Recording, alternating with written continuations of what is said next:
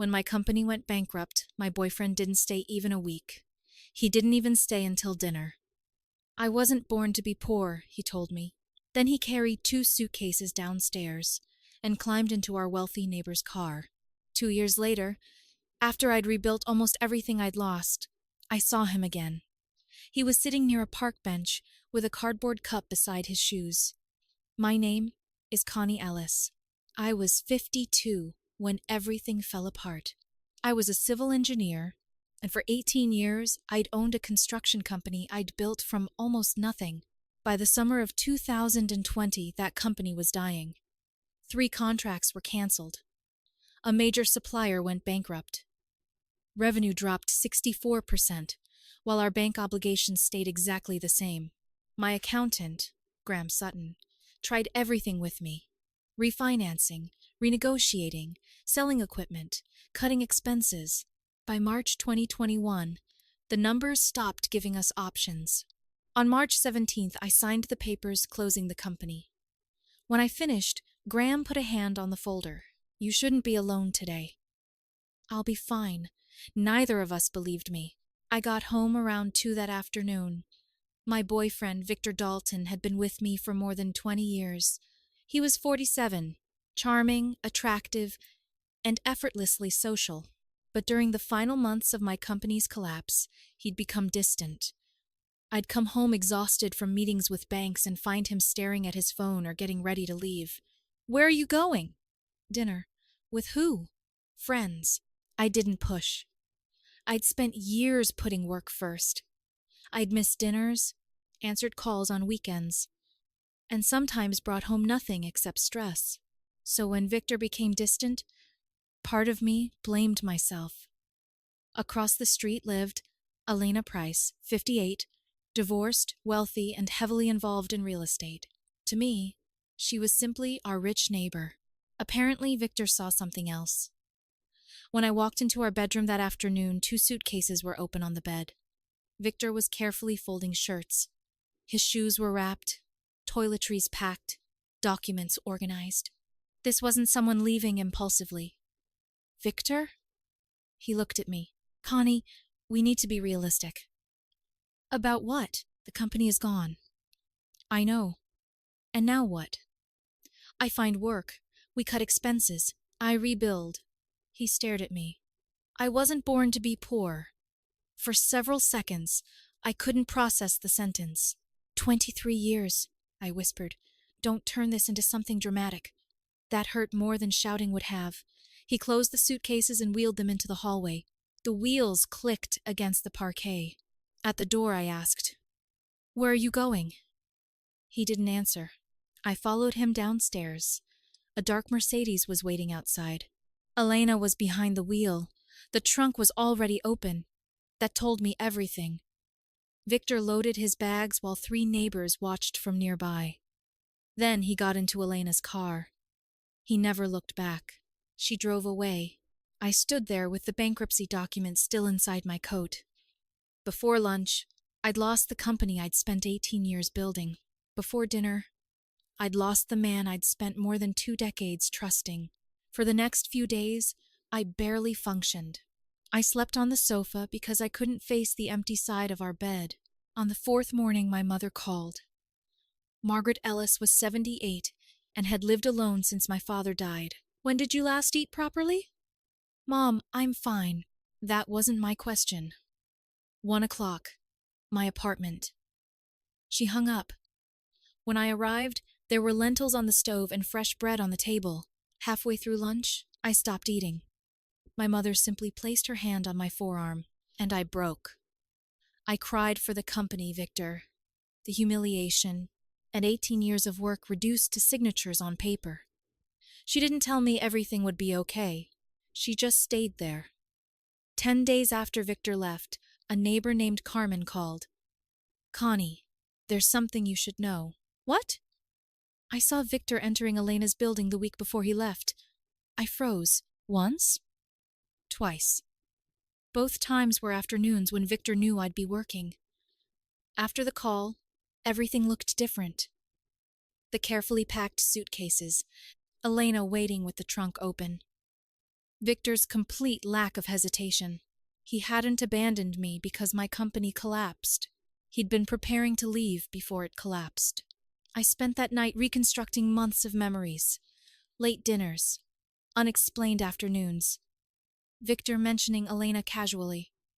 I also refused to pretend I'd been perfect. I'd worked too much. I'd neglected conversations. I'd assumed financial security could compensate for emotional absence. But there was a difference between neglecting a relationship and secretly preparing another life while your partner fought to save the one you already had. By the end of March, I temporarily moved into my mother's apartment. Graham called every few days. One afternoon, I told him, "I'm 52. My company is gone. What exactly am I supposed to rebuild? You built that company at 34 with less money, less experience, and fewer contacts? It still failed. The company failed, Connie." He paused.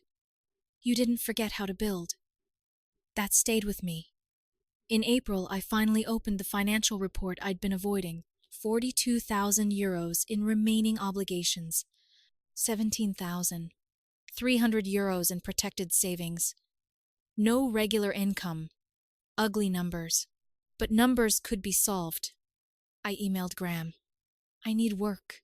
Construction. Budgets. Technical supervision. Anything. 20 minutes later, he answered. "Thursday, 10 o'clock. I have something." A small family construction company outside Zaragoza needed an experienced consultant. The pay was 2,200 euros a month. Less than half of what I'd once earned. When do they need an answer? Next week. Tell them yes. The following Monday, I arrived at 8:30, wearing an old navy suit my mother had ironed the night before. For the first week, I listened and reviewed everything. By the second, I found a serious problem. They were calculating material costs using prices almost 2 years old.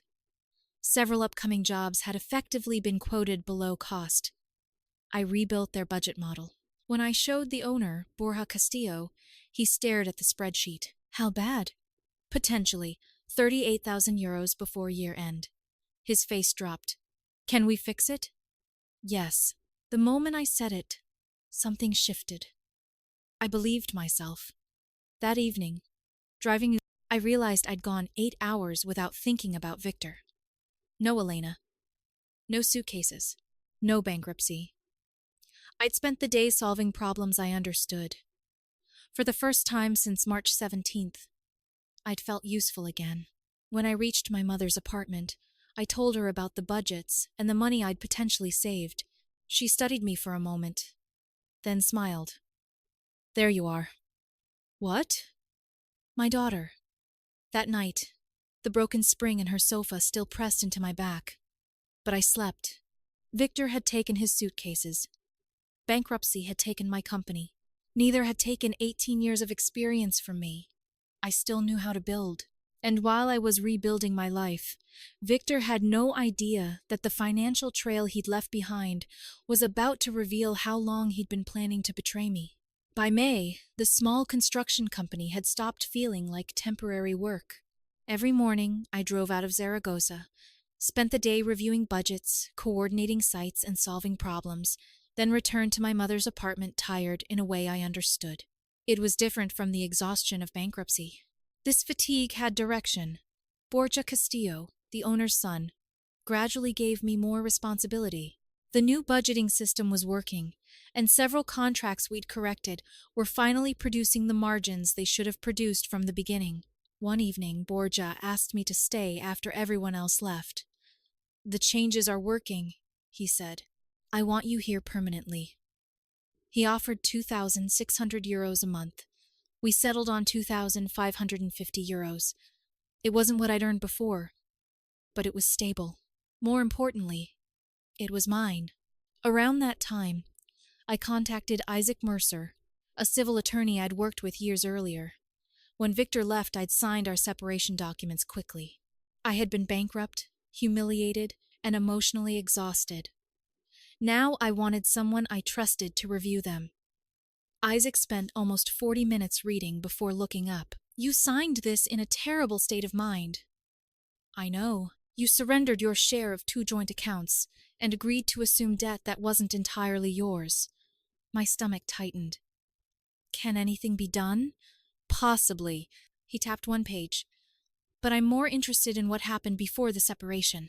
I told him what Carmen had seen. Victor visiting Elena before leaving. The suitcases. The waiting car. Isaac leaned back. If shared assets were transferred before the separation and weren't disclosed here, that's different. What do you need? Bank statements. As far back as you can get them. That weekend, I opened 3 years of financial records. It felt like performing an autopsy on my own relationship. Then I found something. September 2020. 3 cash withdrawals totaling 4,300 euros. Victor had told me at the time that he wanted to replace furniture. I barely remembered the conversation. I had been fighting with banks every day. The furniture was never replaced. I sent the records to Isaac. 2 days later, he replied, "Good catch. Keep looking. Work became my refuge. By summer, I was paying down the remaining 42,000 euros steadily. For the first time, I could see an actual path out. Then Isaac called me in July. I found something. I stopped walking. What? A transfer from January 2021. How much? 8,000 euros. I gripped the phone tighter. Where did it go? There was a brief silence. An account connected to Elena Price. I said nothing. January 2021. That had been one of the worst months of my company's collapse. While I was begging banks for time, Victor had been moving money toward the woman he would eventually leave with. Is that enough? I asked. Enough to pursue the matter seriously, then pursue it. After hanging up, I stood outside the office staring across the parking lot. Strangely, I wasn't furious. I was finished being surprised. The betrayal had started long before the suitcases. That afternoon had simply been the moment Victor stopped hiding it. Autumn brought a larger opportunity. A developer needed technical supervision for a 22-home residential project, and Borja recommended me. I accepted. The work was demanding site visits, technical reports, contractor meetings, but the additional income accelerated everything. By November, I'd paid 31,000 euros of the 42,000 euros I owed. Only 11,000 euros remained. In December, I finally moved out of my mother's apartment. My new place was modest. 2 bedrooms, 4th floor, morning sunlight through the living room window. The first night, I sat alone on the mattress, surrounded by half-open boxes. The silence felt strange, but not empty. For the first time, silence belonged to me. In early 2022, Isaac called. The court admitted our evidence. Victor's side claimed the transfers had been legitimate payments. They couldn't document them. So, what happens? We continue. And I did the same with my life. In May, another developer approached me directly about consulting on a larger project. Borja surprised me when I told him. You should take it. You realize that means reducing my hours here. You helped us when we needed you, he said. I'm not going to punish you for succeeding. So I registered my own technical consulting business. No warehouse, no employees, no expensive equipment, just my experience and my name. The first month, I invoiced 4,800 euros. The second, 5,300 euros. Then, in June 2022, 15 months after I'd first slept on my mother's sofa, I paid the final euro of the debt. That afternoon, I went to her apartment carrying a bottle of wine. She looked at it. What's this? It's done. She understood immediately. We opened the bottle in her kitchen. No speeches. She raised her glass. I raised mine. It's done, she repeated. For the first time, those words sounded good. By autumn, the consultancy was growing steadily. Then Isaac called again. We have a ruling. I sat down. The court had recognized that shared assets had been improperly moved before the separation. Victor was ordered to compensate me for the disputed money plus legal interest. 2 years earlier, I would have imagined that news feeling like victory. It didn't. It felt like closing a file. Victor had betrayed me. Now it was documented. That was enough. By January 2023, I had several active contracts and enough savings to replace my aging car. I bought a 3-year-old dark gray sedan. Nothing extravagant. Reliable. Paid mostly in cash. 3 days later, I was driving through central Zaragoza when roadwork forced me onto an unfamiliar street beside a park. I slowed near a crosswalk. That's when I saw him. A man sat near a wooden bench about 8 meters away. Dark coat, unkempt hair. Head tilted slightly to the right. A cardboard cup sat on the pavement beside him. My foot eased off the accelerator. For 3 seconds, my brain refused to accept what my eyes already knew. Victor, the man who'd climbed into Elena Price's Mercedes because he refused to be poor, was sitting beside a cardboard cup. He looked older. Smaller, somehow. Not sad. Empty. The traffic light changed. I could have stopped. I could have lowered the window. I could have asked what happened. Instead, I drove. Only after turning the corner did I realize I'd been holding my breath. I didn't feel satisfaction. That surprised me most. Seeing Victor like that didn't return my company. It didn't erase the humiliation. It didn't give me back 23 years. Not Isaac. Not Graham. But a few weeks later, Graham invited me to lunch. Halfway through the meal, he put down his fork. I heard something about Elena Price. I looked at him. What? Her business is collapsing. Several property investments had failed. Banks were pursuing debts, and a former partner had filed a civil claim involving irregular financial dealings. Then Graham told me the part that explained the park. Victor had believed Elena's money would protect him. Instead, assets he thought belonged to him were already leveraged or controlled by her. When her problems became serious, Elena removed him from her life. Quickly, coldly, almost exactly the way he'd left me. He's basically got nothing, Graham said. I stared at my glass.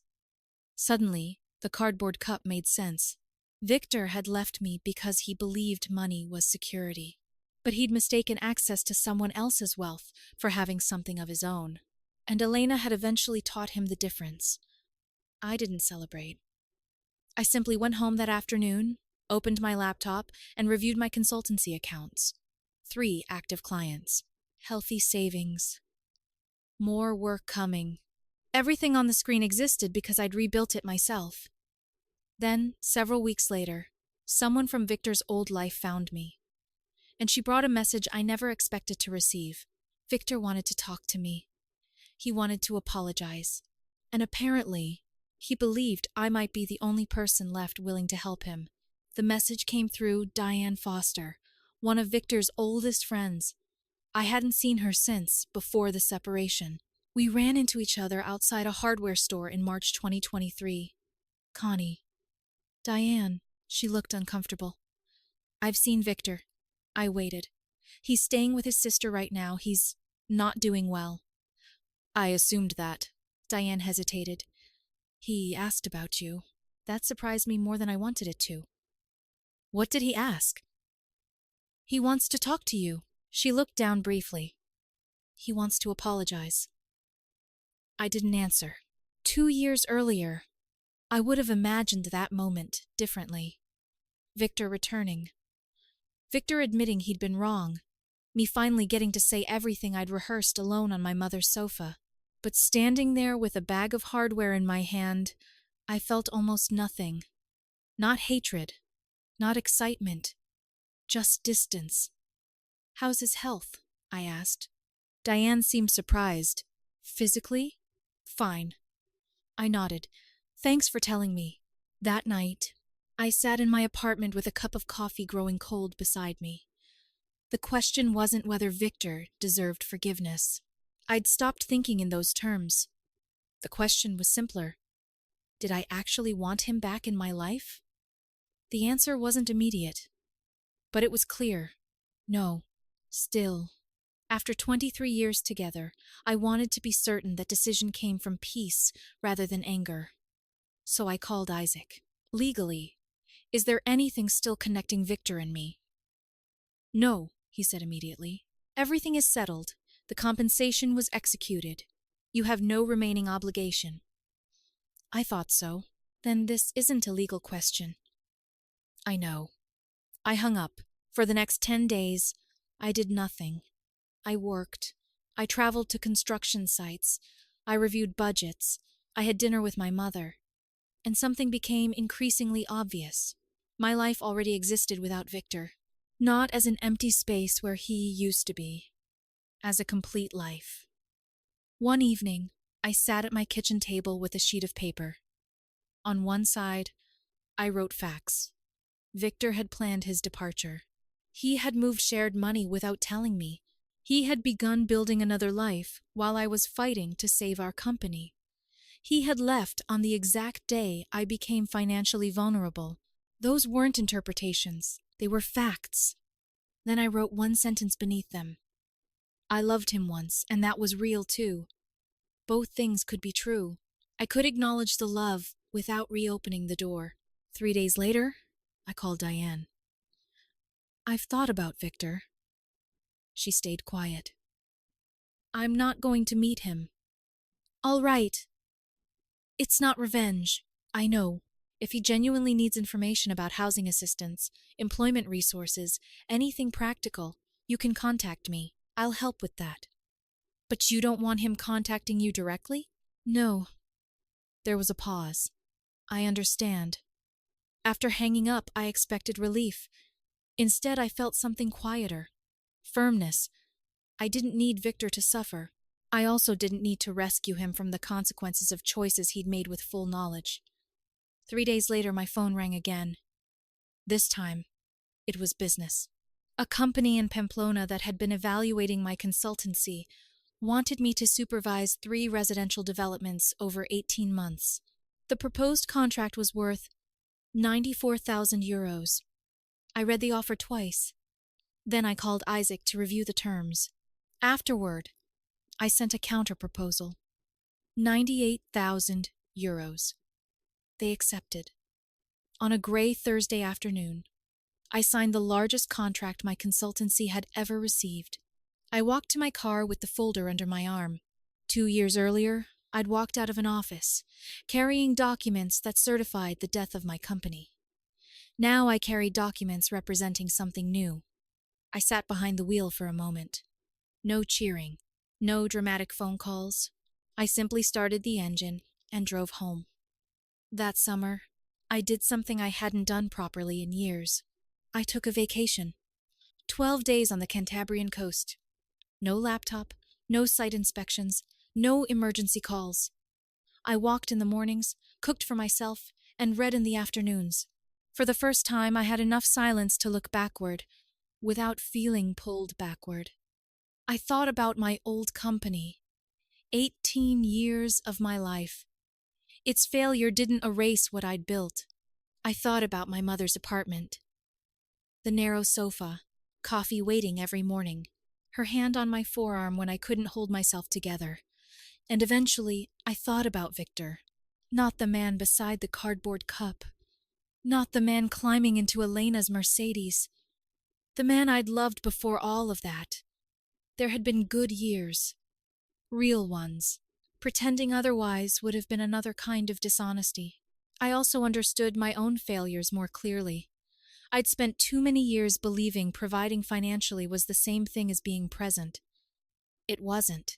A successful company couldn't keep a neglected relationship alive forever. That lesson belonged to me.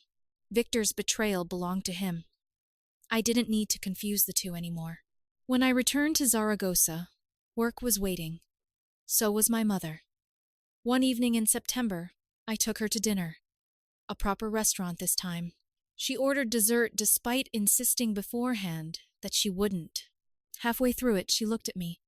Are you okay? Not worried, just checking. I smiled. Yes. She studied me for another second. Good. Then she went back to her dessert. That was Margaret. No speech is necessary. Today, my life is smaller than the one I had before March 2021, and stronger. I don't employ 30 people anymore. I don't have a warehouse or a company name painted across construction vehicles. I have a consultancy with several reliable clients. I choose my projects. I pay my bills. I have savings again. I have an apartment where morning sunlight reaches the living room window. And when I hear silence there, I don't interpret it as abandonment anymore. It's simply peace. I never contacted Victor. Diane never asked me for practical help either. The last image I have of him remains that Saturday morning beside the park. For a long time, I wondered whether I should have stopped. Eventually, I stopped asking. Because his ending wasn't the point of my story. Neither was Elena. The most important thing that happened after my bankruptcy wasn't that the man who abandoned me eventually lost everything himself. It was that I discovered losing everything wasn't the same as becoming nothing.